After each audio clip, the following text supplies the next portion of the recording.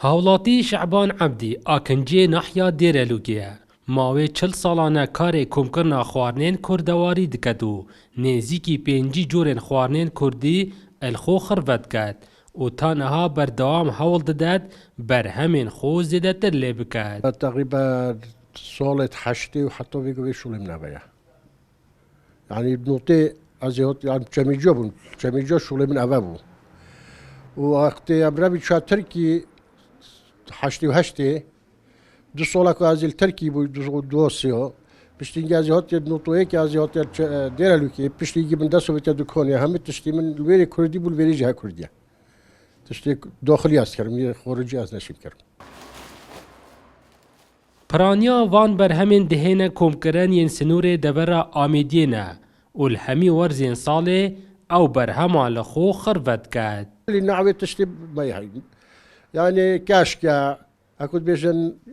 همي تشمي هاي خلق جي جلا أو جل سر هاي يعني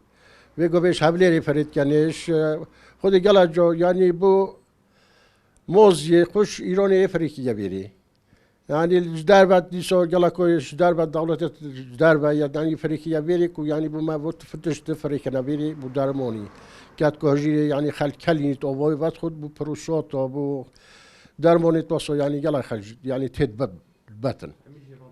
هميجي منطقية خرجي بري يعني بري غوريا ويا نهيلا ويا أكود بيجن منطقة هيتوت يا لينكيا ويعني نوفريكون يونا السلول يعني جلا خرجت تشري منطقة نبي أنوكرم روسيا بدش تشتاج بس نوكرم قط